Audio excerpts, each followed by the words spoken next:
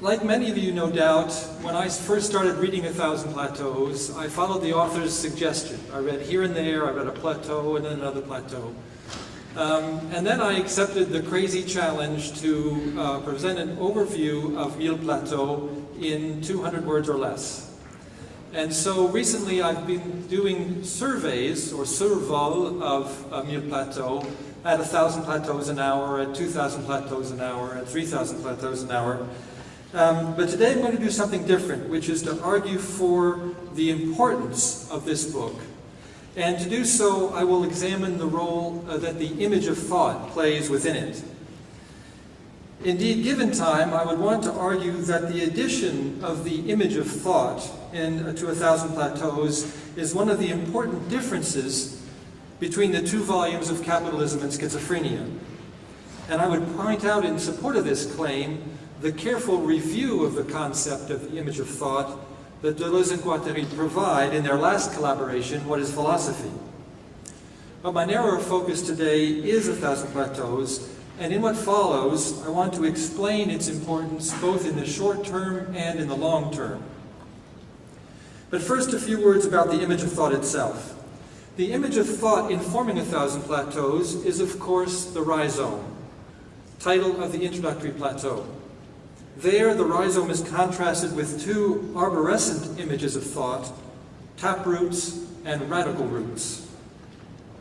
But these two enemies of multiplicity overlap later in the book with two forms of social authority, the frontal face and the averted face of the despot God.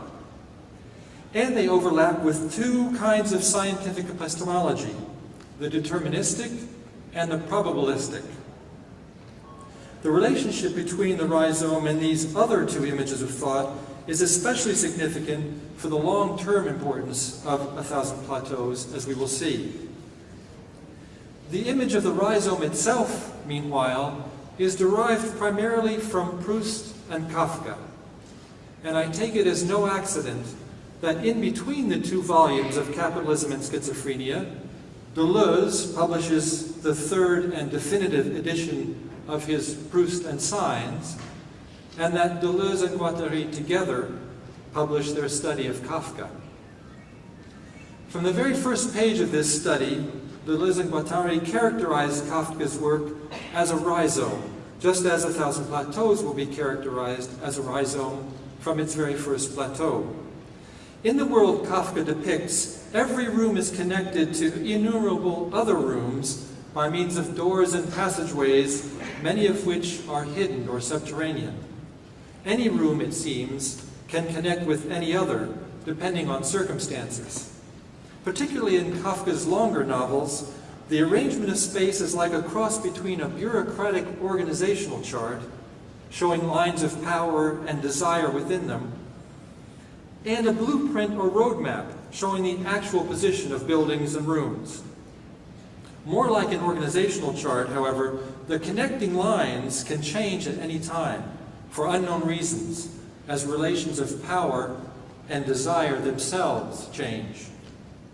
Likewise, 1,000 Plateaus can be characterized as a rhizome, with innumerable subterranean passageways connecting various concepts and examples beneath the unavoidably linear arrangements of words forming sentences, sentences forming paragraphs, and so forth, such as the passageway connecting mapping and nomad science that I suggested after Eric Guichard's talk.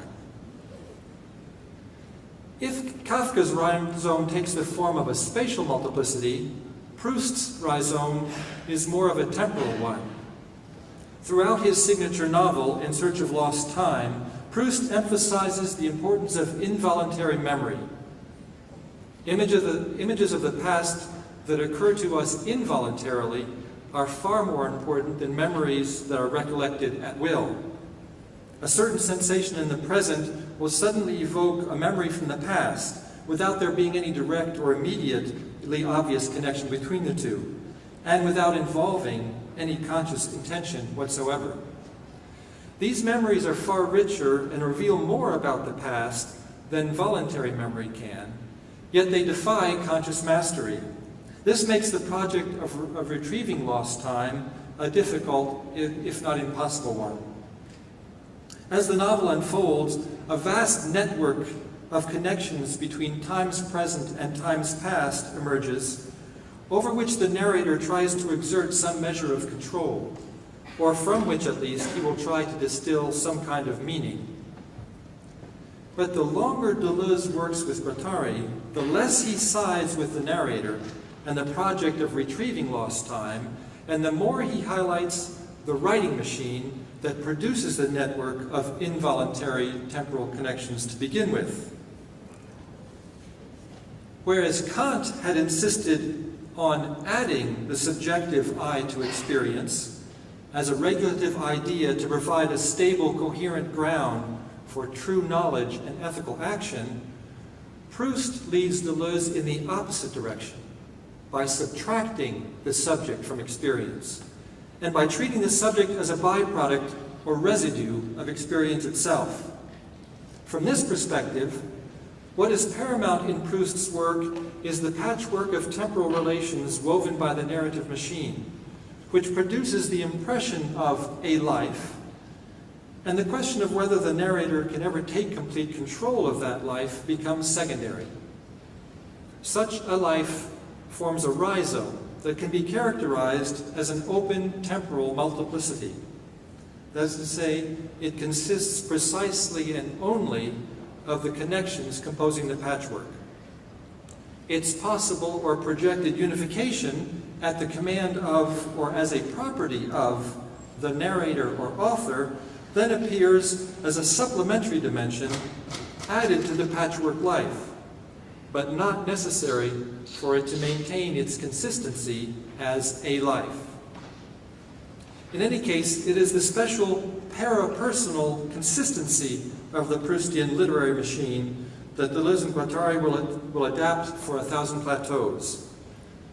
The book will consist of a patchwork rhizome of relations among concepts and plateaus, intentionally not unified by a single line of argument, a single authorial voice, or a single disciplinary perspective. And this leads us directly into the first reason for the immediate impact and short-term importance of A Thousand Plateaus. It was an astounding and outstanding example of what came to be known as theory.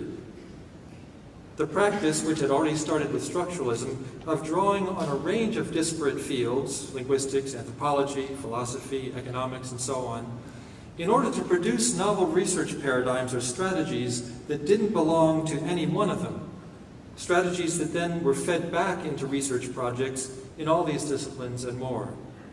A Thousand Plateaus simultaneously exemplified, encouraged, and enabled this kind of theoretical practice and theory-informed research. First, perhaps in the humanities, especially literary and cultural studies, then the arts, especially architecture and music, and eventually the social science, especially geography and political theory. Indeed, the rhizomatics practiced by Deleuze and Guattari in A Thousand Plateaus had a special affinity with cultural studies, a second reason for the force and immediacy of its impact, in the English-speaking world at any rate, where cultural studies was in the ascendancy when the book first appeared. Cultural studies had developed principally out of intense dissatisfaction with the disciplinary limitations of literary studies, history, and anthropology, and became interdisciplinary, if not antidisciplinary, as a result. More importantly, the animus inspiring cultural studies was directed largely against the discipline's inability to address pressing social problems such as unbridled militarism, rampant poverty in the midst of vast wealth, environmental catastrophe, unresponsive representative democracy, and so on. Oriented to problems and problematics rather than discipline-bound axiomatics, cultural studies would draw tools from whichever disciplines could be found useful in order to address problems that did not arise within, and indeed were often excluded from, the purview of any one of them. And it would produce local knowledge of immediate use in addressing such problems rather than contribute to the edifices of purportedly universal disciplinary knowledge. Its aims and procedures were therefore very similar to those Deleuze and Guattari described in A Thousand Plateaus as nomad or minor science. And at the limit, a limit that Paul Feyerabend has termed epistemological anarchism, nomad science would proceed, unlike royal or state science, with no image of thought whatsoever. As Deleuze and Guattari say in the Nomadology Plateau, nomad science involves not another image in opposition to the image of thought inspired by the state apparatus. It is rather a force that destroys both the image and its copies, the model and its reproductions. State science, by contrast, does operate according to images of thought, and it is these state images of thought that I want to map out in order to assess the long-term importance of A Thousand Plateaus. In order to move quickly here, I will take it for granted that the botanical trio of images of rhizome, taproot, and radical root that appear in the introductory plateau correlate with the socio-historical trio of images of the full frontal face, the averted face, and the probe head that appear later in the book. And furthermore, that both of these sets of images map onto three distinct scientific images of thought, which can be characterized in terms of classical dynamics, linear thermodynamics, and nonlinear complexity or dynamic systems theory. Each of these images of thought has a corresponding primary object or dominant scientific field. Solid-state physics and the problem of trajectories for classical dynamics, chemistry and the problem of heat transfer for linear thermodynamics, biology and the problem of life for nonlinear dynamic systems theory. And they each have a corresponding explanatory principle as well. Mechanical determinacy for classical dynamics, statistical probability for thermodynamics, and contingent emergence or self-organization for dynamic systems theory. We are most interested here in the third of these scientific images of thought in relation to the first, despite the fact that the second and third of these epistemologies share one significant feature: the irreversibility of time, which does not pertain in classical dynamics. In classical dynamics, trajectories run exactly the same forwards and backwards. In thermodynamics, as per its famous second law, the law of entropy, time runs only forward as order decays into disorder in any closed system. In dynamic systems too, time runs only forward, but here order can emerge from disorder in open systems with net inputs of energy. Deleuze and Guattari's most general term for emergent order of this kind is consistency. Other scholars prefer self-organization. And we will in a moment be considering two specific forms of consistency, which Deleuze and Guattari call transconsistency and intraconsistency.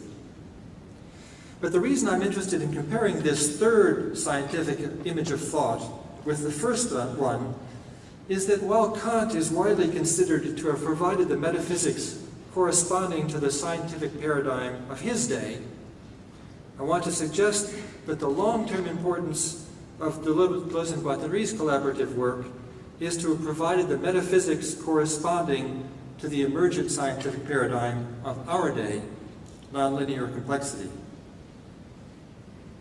One must make metaphysics into the correlate for modern science, Deleuze once said, exactly as modern science is the correlate of a potential metaphysics. What's more, I want to suggest that the metaphysics Deleuze and Guattari provide us with, in fact, represents the completion of the very critical project that Kant initiated but was unable to complete himself. I'll only be able to gesture at that today, but that's the overall framework in which I understand the importance of Deleuze and Guattari's collaborative work to reside. I will limit myself here to 2 points of comparison with Kant. beyond what I've already said about Proust and the subtraction of the self from the experience of a life. First of all, where Kant sought to determine the a priori conditions of all possible experience in order to provide immanent criteria for the critique of knowledge, Deleuze and Guattari seek to determine the real genesis of actual experience in order to provide immanent criteria for the critique of human forms of life. Where Kant sought to determine the a priori conditions of all possible experience in order to provide immanent criteria for the critique of knowledge, Deleuze and Guattari seek to determine the real genesis of actual experience in order to provide immanent criteria for the critique of human forms of life. This focus on the critique of actual forms of life is what makes schizoanalysis a revolutionary materialist psychiatry in Volume 1, and what makes rhizomatics anti-capitalist. And it's one way they complete the Kantian critical project. Second point of comparison, whereas Kant had to add regulative ideas, the ideas of self, world, and God, to secure his account of the conditions of possible experience, Deleuze and Guattari reject all three of these ideas, starting with the self. As we learned from Proust and Nietzsche, experience is not only possible without a sovereign self, most experience, in fact, bypasses the self altogether. The locus of actual experience for Deleuze and Guattari is not the self, and here we see considerable overlap with Foucault's work, but rather institutions, machinic assemblages of bodies correlated with collective assemblages of enunciation. And so, determining the real genesis of actual experience entails understanding the genesis of institutions, among the most important of which is capitalism, whose emergence Deleuze and Guattari examine in some detail in both volumes of Capitalism and Schizophrenia. True to complexity theory, they consider capitalism's emergence to have been entirely contingent, and yet once it attained a sufficient degree of consistency, it became a self-replicating abstract machine operating by axiomatization. Their analysis of the emergence of capitalism is distinctive on at least three counts. First of all, contrary to versions of Marxism that take the mode of production as determinant, Deleuze and Guattari insist that the state was required to make production into a mode in the first place. Only under the domination of the state does production get separated out from the warp and woof of social life and become susceptible to organization as a mode. Second, the process that Marx, quoting Adam Smith with considerable irony, referred to as so-called primitive accumulation, does not entail someone gradually saving up enough money to hire other people to work for him, but rather the transfer of an infinite debt relation from the despot to capital.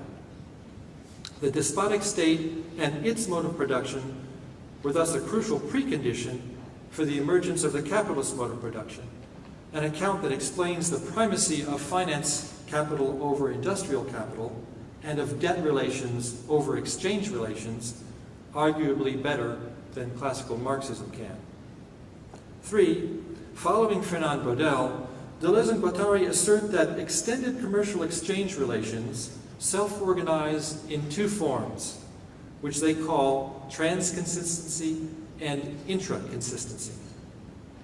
Transconsistency links towns and markets via trade routes into horizontal networks. It brings about what Deleuze and Guattari call a complete but local town-by-town integration, in much the same way that birds flock or fish school. Typically, transconsistency supports a plurality of currencies. Intraconsistency, by contrast, brings exchange relations under the dominion of a single power center and a single currency, forming a vertical hierarchized aggregate and bringing about a global rather than local integration based on the stratification of territory. The distinction between these two forms of consistency is significant because Deleuze and Guattari insist, here again agreeing with Brodel, that capitalism triumphed through the intricacy of the hierarchical state form, and not through the transconsistency of the town form.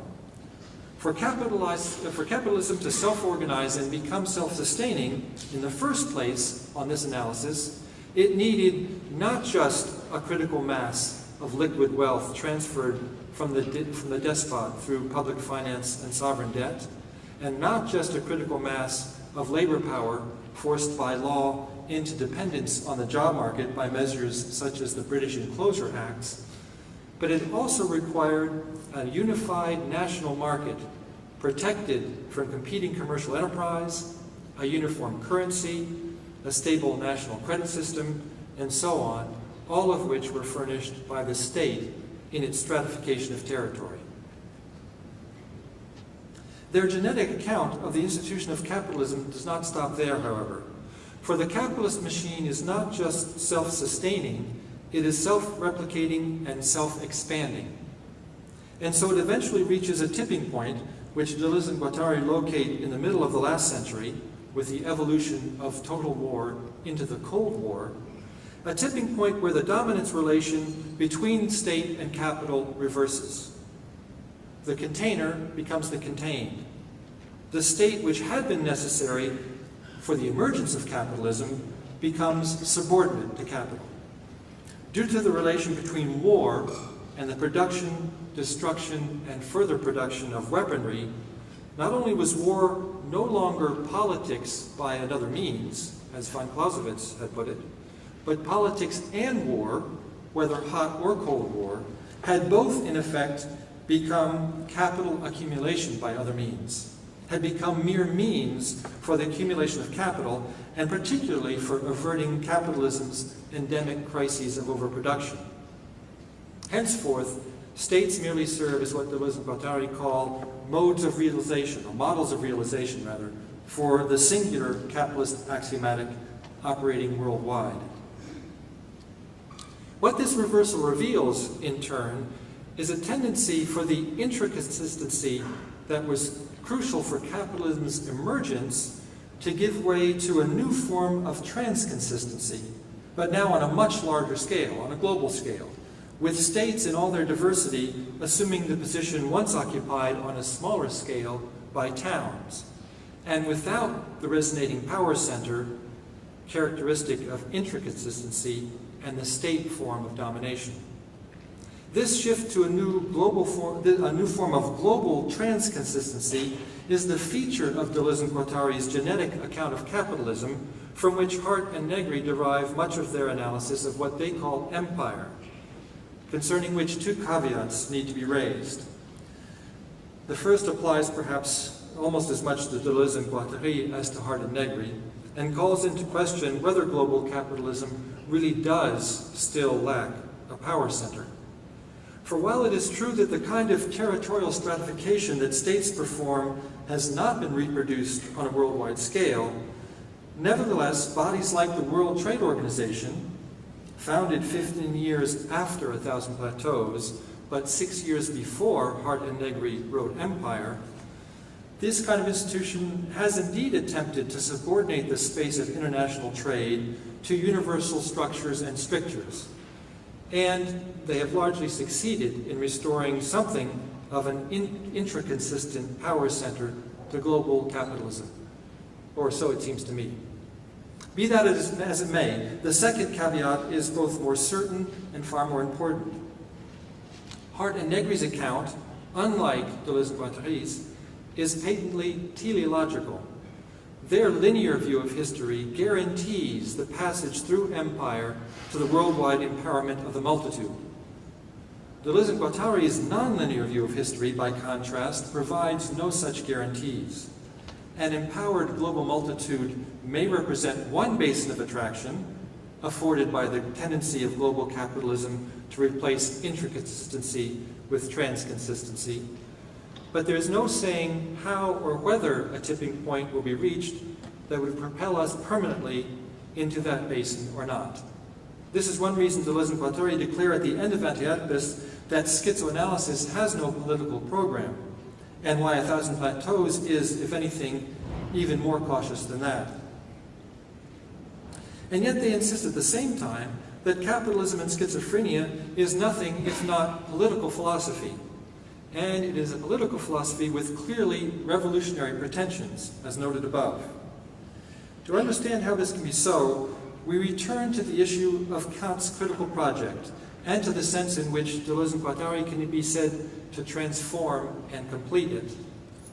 The key transformation, as we saw, was the replacement of Kant's account of the a priori psychological conditions of all possible experience with accounts of the real historical genesis of actual institutions, institutions such as capitalism.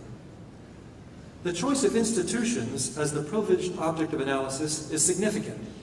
Unlike law, which acts negatively to limit and curtail human behavior, institutions for Deleuze, following Hume, are creative, self-organizing responses to the problems of human needs, instincts, and desires. And here, I'd like to continue a conversation started by Emma Ingala in one of the panels about the relationship between needs and desires in capitalism and schizophrenia. There are institutions, capitalism among them, but not only capitalism. Many schools are organized to produce the same effect, or produce the same effect. There are institutions that mediate or deprive us of what we have produced, separate us from what we can do and what we have done. And there are institutions, such as the institutions that Cantarina and behind her Ian Buchanan have organized, that accelerate what we produce and enjoy together. So the key thing is to develop institutions where needs are not created by separating out desire from what it produces. So just as organs and species are the self-organizing experimental probe heads by which life responds without guarantee of success to the problem of how to survive and thrive, institutions are the self-organizing experimental probe heads by which the human species responds to the problem of how to survive and thrive, also with no guarantee of success. And just as the contingent consolidation of organs and species in the process of evolution prompts further experimentation with life forms, the historical consolidation of always contingent institutions both partially satisfies human desires and prompts the development of new ones. Given a situation where, as I have suggested, the institution of global capitalism exhibits dual or bifurcating tendencies toward both transconsistency and intraconsistency, the ethical and political challenge is to experimentally counter-actualize or de-stratify existing institutions in the hope of prompting change for the better, for more complete satisfaction and further development of human desires and capacities. If you believe in the prospects of intraconsistency, so to speak, you might seek the expansion of human rights through the International Court of Justice. If you believe in the prospects of transconsistency, you could seek to expand the global commercial network of fair trade. And unless they could be shown to interfere with one another in some definitive way, there would be no reason not to pursue both of these bases of attraction. But the point of complexity theory is that there is no guarantee of success or failure for either path. We can't know in advance, but we experiment anyway. We can't go on with complete confidence, and yet we must go on, to paraphrase Beckett, and it turns out Foucault and Merleau-Ponty and others. We can't go on, we must go on. Not that experimenting without guarantees means acting blindly.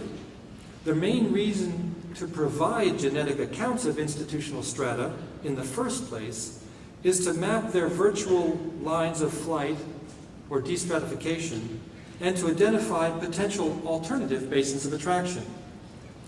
And yet, genetic accounts don't stipulate a particular course of action either, or even necessarily entail a preference for one form of consistency over the other. About the choice between transconsistency and inconsistency, precisely, Deleuze and Guattari ask in A Thousand Plateaus, who can say where the greater civil violence resides? And as if that question wasn't pointed enough, they end A Thousand Plateaus very much in the same vein with the admonition, never believe that a smooth space will suffice to save us. Political philosophy, in other words, maps the virtual so as to present credible choices to us, not to make them for us. But there is another equally important sense in which experimenting without guarantees does not mean acting blindly, which leads us to Deleuze and Guattari's version of the position in ethical theory called consequentialism, and to their counterpart to Kant's a priori moral imperatives. For experiments yield results. That's the point of doing experiments. The whole point of experimenting is to be in a position to evaluate the results. And for Deleuze and Guattari, institutional experiments are ultimately to be evaluated according to one basic criterion: the extent to which they enlarge our prospects for freedom of action and enjoyment. And so in the end, the lasting importance of the thought experiment that is A Thousand Plateaus depends on the contributions it prompts us to make to those prospects. Thank you.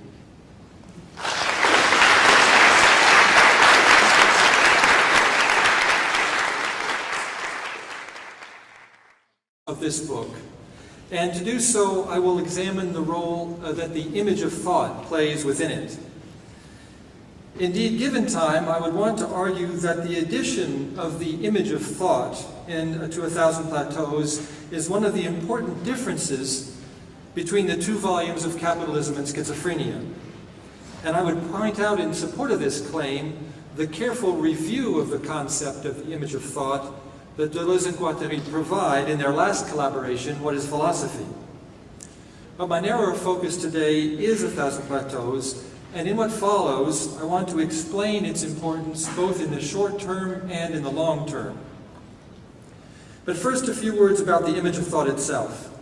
The image of thought informing A Thousand Plateaus is, of course, the rhizome, title of the introductory plateau. There, the rhizome is contrasted with two arborescent images of thought, taproots and radical roots. But these two enemies of multiplicity overlap later in the book with two forms of social authority, the frontal face and the averted face of the despot God.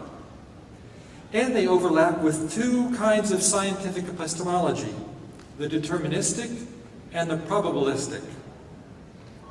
The relationship between the rhizome and these other two images of thought is especially significant for the long-term importance of A Thousand Plateaus, as we will see.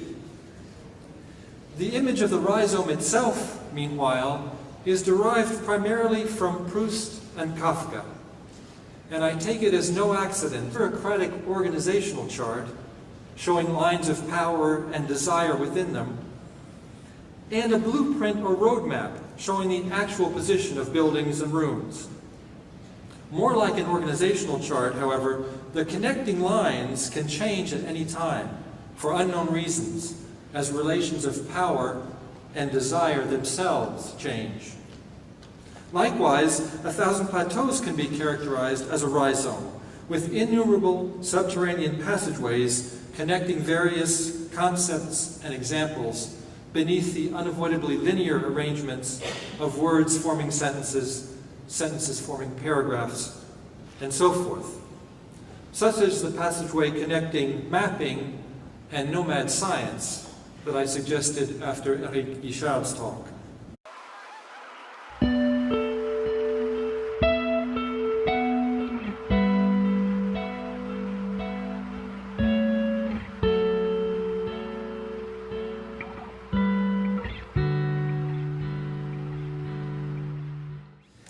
Like many of you, no doubt, when I first started reading A Thousand Plateaus, I followed the author's suggestion. I read here and there, I read a plateau and then another plateau.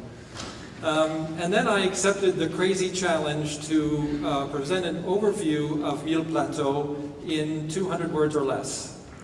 And so recently I've been doing surveys, or survol, of Mille Plateaux at 1,000 plateaus an hour, at 2,000 plateaus an hour, at 3,000 plateaus an hour. But today I'm going to do something different, which is to argue for the importance that in between the two volumes of Capitalism and Schizophrenia, Deleuze publishes the third and definitive edition of his Proust and Signs, and that Deleuze and Guattari together published their study of Kafka. From the very first page of this study, Deleuze and Guattari characterized Kafka's work as a rhizome, just as 1,000 Plateaus will be characterized as a rhizome from its very first plateau. In the world Kafka depicts, every room is connected to innumerable other rooms by means of doors and passageways, many of which are hidden or subterranean. Any room, it seems, can connect with any other, depending on circumstances. Particularly in Kafka's longer novels, the arrangement of space is like a cross between a